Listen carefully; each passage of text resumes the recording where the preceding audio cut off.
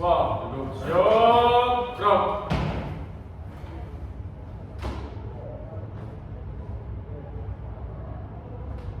Lapor, siswa jumlah 13, hadir 10, tidak hadir 3, tangan 1 TJ atlet, 1 rumah sakit, 1 kamar mandi. Selanjutnya siap terima pembelajaran. Teruskan. Mengawali pembelajaran. Doa mulai. Selesai. Istirahat. Ditebut. Gerak. Selamat pagi. Selamat pagi. Baik, hari ini kita ketemu lagi dalam mata kuliah metodologi penelitian. Ya, setelah kemarin kita hari ini kita akan bahas tentang masalah penelitian. Sebelumnya kita kemarin sudah bahas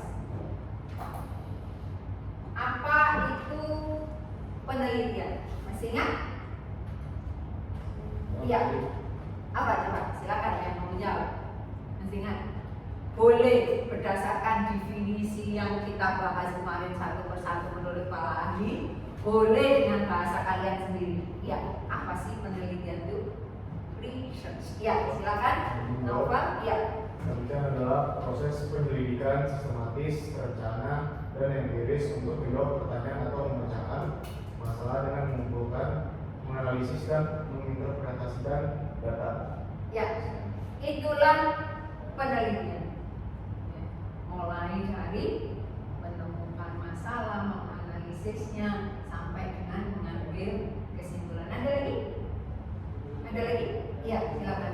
Yang adalah proses uji coba untuk melihat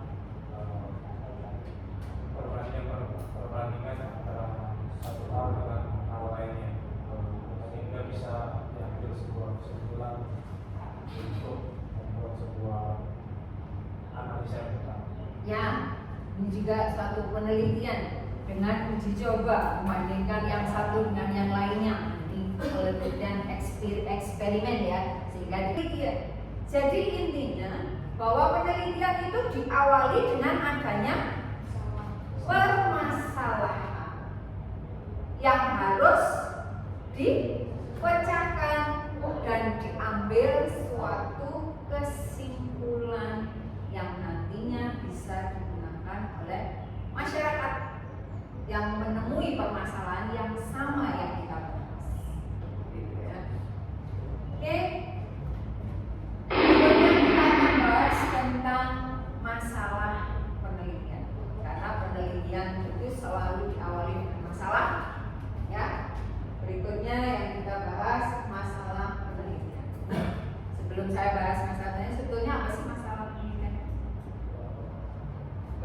Ya, gitu.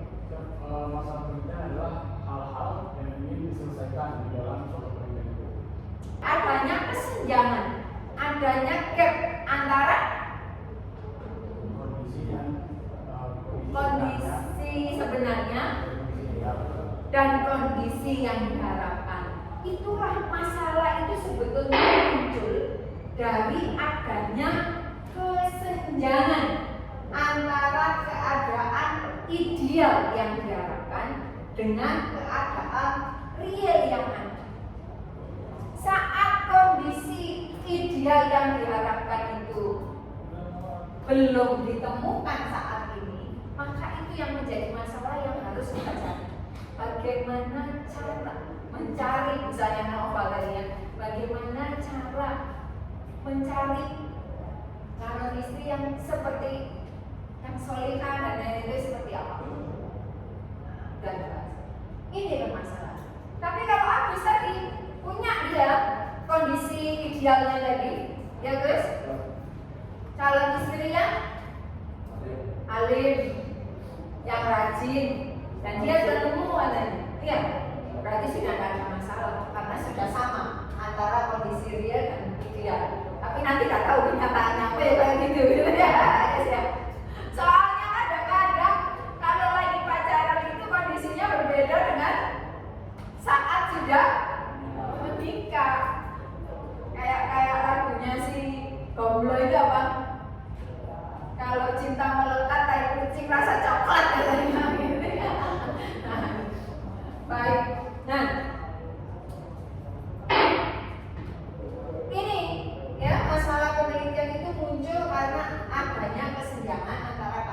ideal dan keadaan real.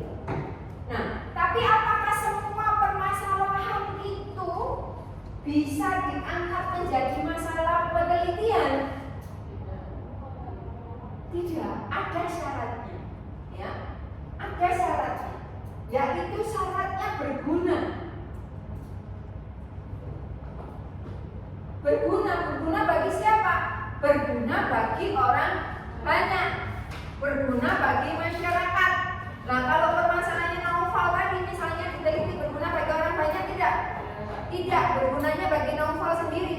Maka novel yang mencari sendiri pemecahannya. Ya, tidak bisa diangkat menjadi permasalahan penelitian, gitu ya. Oke, menarik. Ya, bagaimana permasalahan yang menarik? Yaitu permasalahan yang lagi in, yang lagi hit, yang lagi viral kalau istilahnya anak sekarang, ya. Tuh. Merupakan hal yang baru. Nah, ini merupakan hal yang baru. Ini juga menjadi syarat dari penelitian. Tetapi menemukan sesuatu hal yang baru itu bukan hal yang gampang, betul ya? Makanya itu kadang penelitian itu dari yang sudah ada referensinya dikembangkan lagi. Apakah boleh seperti itu? Apakah boleh? Boleh. Asalkan apa? Dari sudut pandang yang berbeda, yang baru. Ya, dari sudut pandang yang baru, yang berbeda. Oke. Kemudian berikutnya harus ada data. Harus ada datanya. Dalam penelitian kamu meneliti ini tapi datanya nggak ada, kira-kira bisa menyelesaikan penelitian tidak? Tidak. Yang data itu yang akan dianalisis. Ya, jadi kalau nggak ada datanya jangan diambil. Nanti kamu nggak bisa menyelesaikan. Misalnya kamu mau meneliti tentang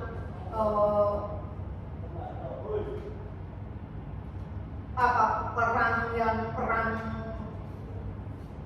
prediksi perang dunia ketiga misalnya. Nah, datanya ada hanya prediksi, gitu kan? Kemudian mengambilnya bagaimana? Susah misalnya, kepastiannya masih belum, gitu kan? Maka kalau susah seperti itu jangan ambil, ya, jangan ambil yang datanya susah. Apalagi kamu levelnya D4, S1 itu jangan susah-susah ambil datanya, ya. Berikutnya adalah jelas batasannya. Jadi ruang lingkup penelitian permasalahan itu harus jelas, harus dibatasi. Karena kalau tidak ada batasnya, orang bisa menyangka dari sudut pandang yang bermacam-macam lagi, dan itu akan jadi penelitian menjadi salah, akhirnya nggak benar gitu. Tapi padahal kamu hanya membahas dengan ruang lingkupnya di sini, nah itu harus dibatasi, ya. Ruang lingkupnya saya membahasnya di tempatnya di sini, atau studi kasusnya terkait hanya bidang ini, gitu, boleh, ya. Jangan tanpa batas. Kemudian ada kemampuan dari peneliti. Nah ini juga penting. Kalau kamu mau melakukan penelitian, ambillah yang kamu senang, ya, yang kamu suka dan kamu menguasai. Supaya apa? Supaya kamu bisa mendeskripsikan lebih mendalam, ya. Baik, inilah permasalahan penelitian. Dan ditanyakan sudah paham ya bagaimana? Baik, sekarang tugasnya Mostes sambil di dalam proses pembelajaran. Jadi yang pertama sekarang kamu buat masing-masing susun satu permasalahan penelitian. Ya, boleh pikirkan dulu. Serah. Ya, oke. Satu masalah penelitian temukan sembarang dulu. Tapi ingat syaratnya harus seperti ini, ya. baru, ada datanya, jelas batasannya, ada kemampuan dari peneliti untuk melakukan penelitian pada masalah tersebut. Ya, oke. Sering nggak kita lihat, oh dia itu di sekolah ranking 1 terus loh, tetapi begitu lulus karirnya atau pekerjaannya berbeda dengan yang biasa-biasa saja, malah yang jadi sukses itu yang di kelas dulu biasa-biasa saja. Pernah dengar cerita itu? Iya, banyak juga. Tapi ada juga yang tadi di sekolahnya memang ranking terbaik, di kerjanya juga ranking terus baik juga. Tapi ada juga. Nah, makanya ini permasalahan perlu diteliti sampai seberapa sih sebetulnya pengaruh pengembangan karir itu terhadap motivasi kerja. Ya, bagus. Ada lagi? Ada lagi? Siapa yang sudah? 5? Sudah? Iya, apa? Pengaruh lapisan cairan nitrosan pada badan drone terhadap kemampuan kamuflase drone dari deteksi radar. Oh iya, tulis. Ya.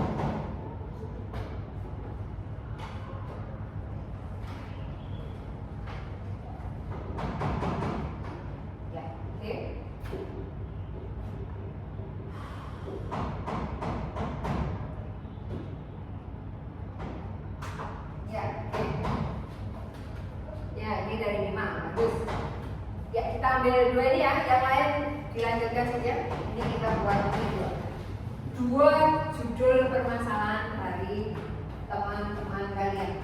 Pengaruh pelapisan cairan kristal, ya. Kitosan ya. Kitosan pada badan drone terhadap kemampuan kamuflase drone dan deteksi radar. Oke, ya. Baik. Dari contoh 2 permasalahan ini, sekarang kita akan lanjutkan ke unsur-unsur penelitian. Unsur-unsur penelitian yang pertama ada yang namanya konsep. Konsep itu adalah suatu unsur penelitian untuk menggambarkan secara abstrak suatu fenomena. Kemudian ada yang namanya proposisi, yaitu pernyataan tentang sifat dari realita yang dapat diuji kebenaran. Ada aksioma atau postulat, ada teori. Aksioma atau postulat itu adalah kebenaran yang sudah mutlak kebenarannya, tidak perlu diuji. Misalnya, kayu ini benda padat. Nah, kalau proposisi teori itu kebenarannya perlu diuji. Ya, kebenarannya perlu diuji. Contoh,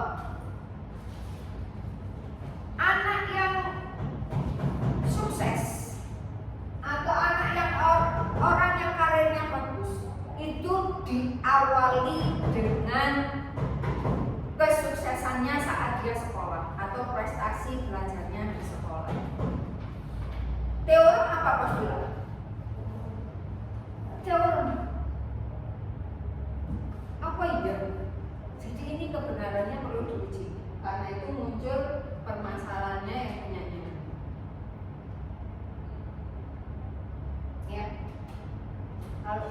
Benda jatuh selalu ke bawah. Teorem atau postulat? Postulat. Mengapa? Sudah teruji, teorinya sudah ada. Ya, teori gravitasi sudah muncul duluan, jadi kebenarannya sudah diuji, sudah pasti. Jadi itu jangan diambil lagi.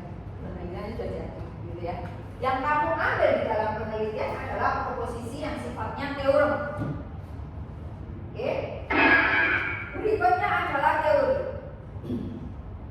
yaitu sarana pokok untuk menyatakan hubungan yang sistematis dari fenomena sosial atau alam yang akan diteliti.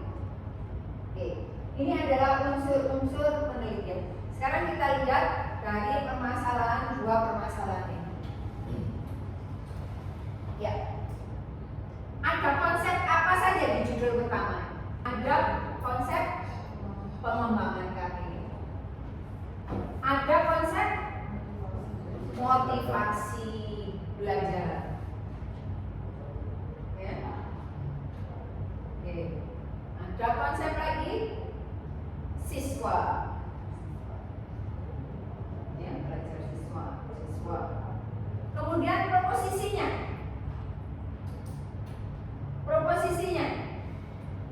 Apa proposisi yang ada di sini? Oh, ini nih, yang judul kedua. Konsepnya apa aja yang ada?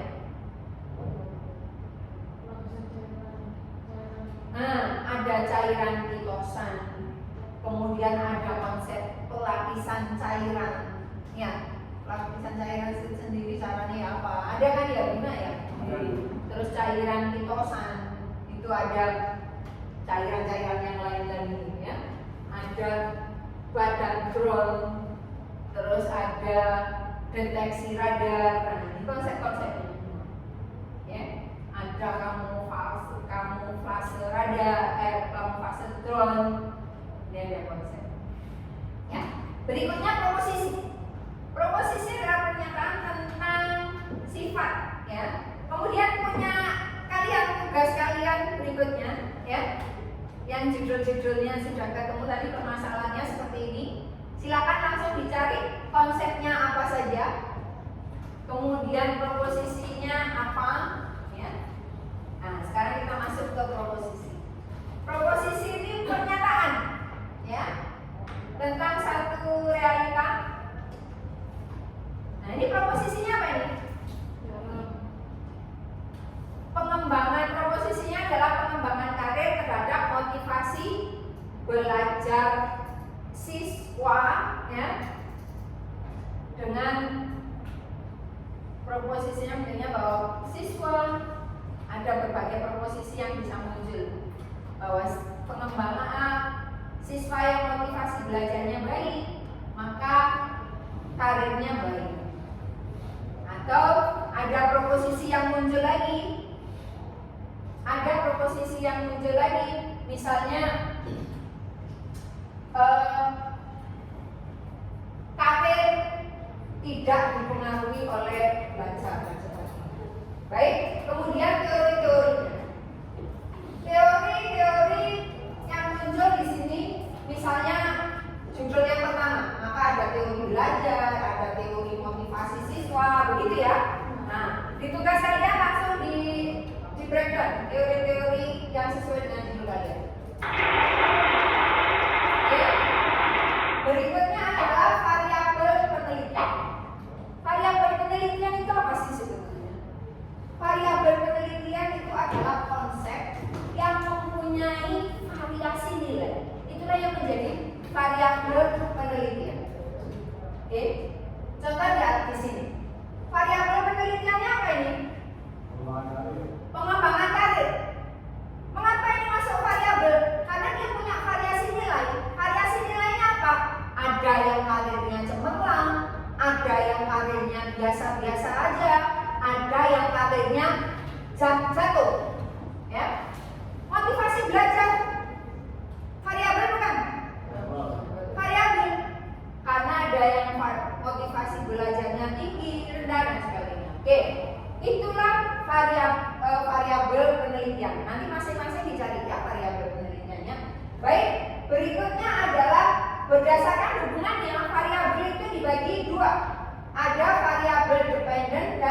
independen.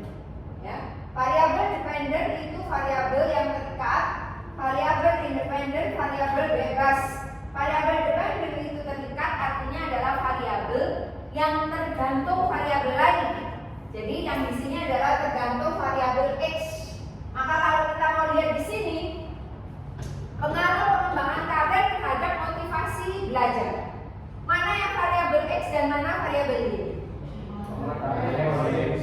Pengembangan karir adalah variabel X-nya bebas. Sedangkan motivasi belajar adalah Y-nya.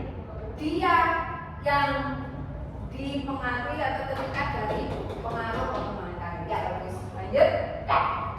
Berdasarkan sifat datanya, maka dikelompokkan menjadi dua, yaitu kualitatif dan kuantitatif. Penelitian yang datanya kualitatif, maka masuk penelitian kualitatif. Yang datanya kuantitatif, masuk penelitian kuantitatif. Nah, kalau data yang kualitatif, datanya tidak berupa angka, ya, berupa kalimat saja. Nah, sekarang data kuantitatif. Bagaimana data kuantitatif? Data kuantitatif ini dibagi menjadi data diskrit, yaitu data yang tidak dalam bentuk pecahan. Ya. Data diskrit disebut juga sebagai data nominal. Dan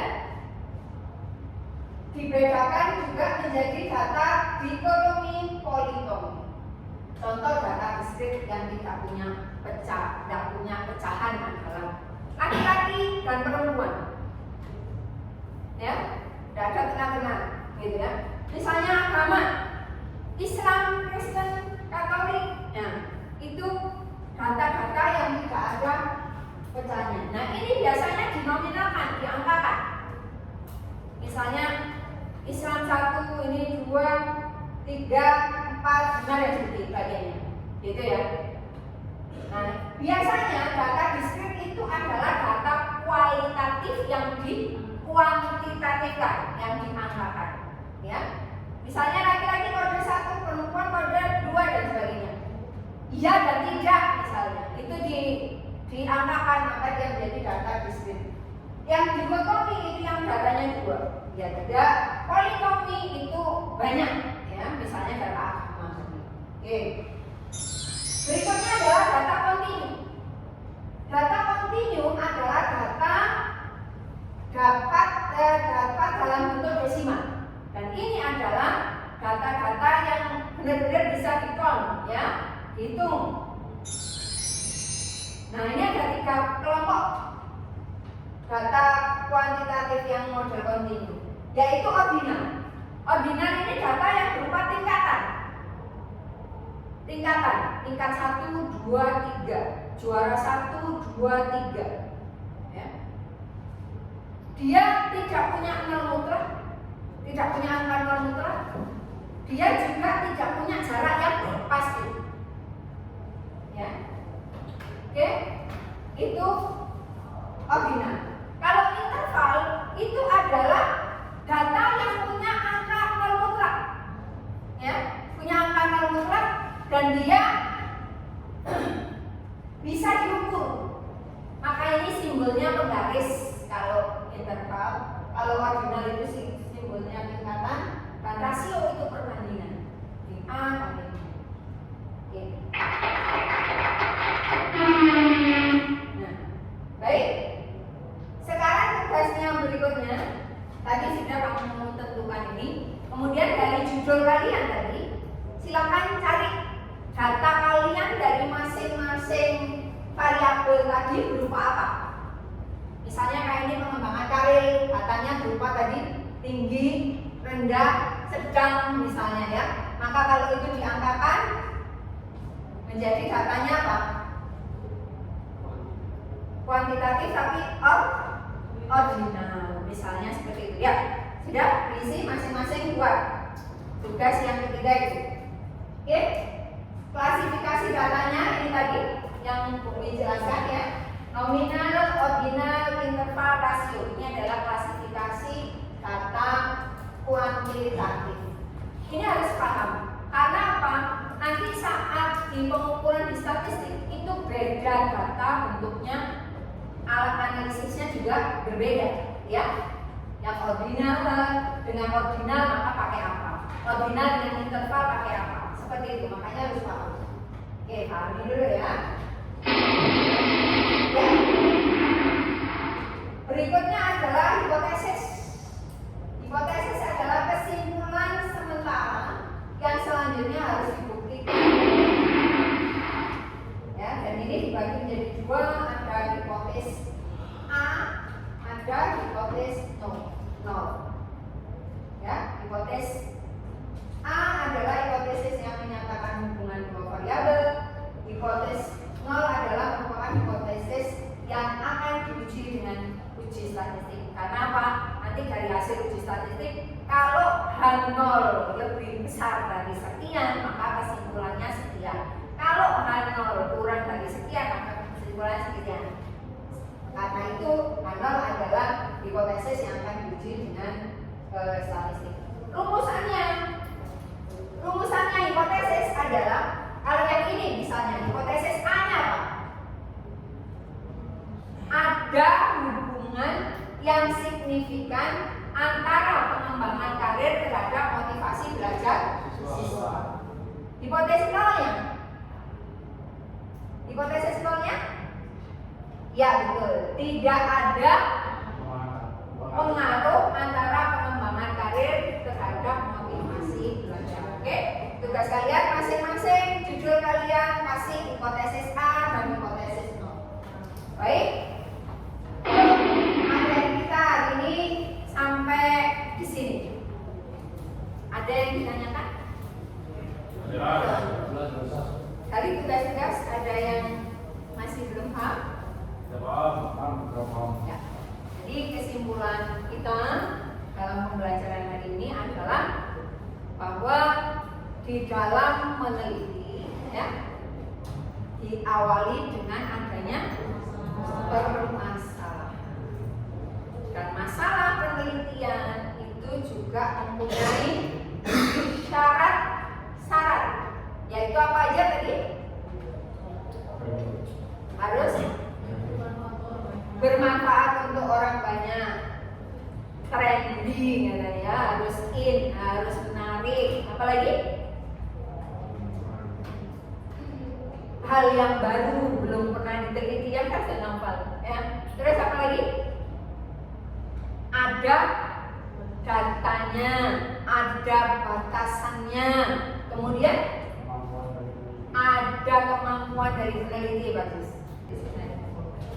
Baik, ini yang bisa kita bahas pada pertemuan kita hari ini terkait dengan penelitian. Mengakhiri, selamat siang.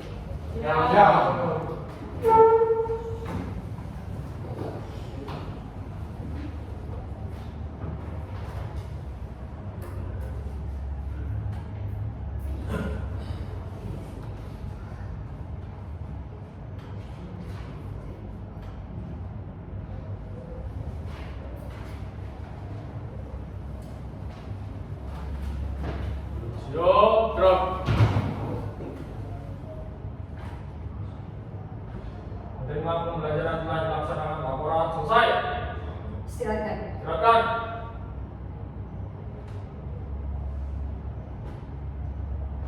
Mengakhiri pelajaran pada hari ini. Doa mulai.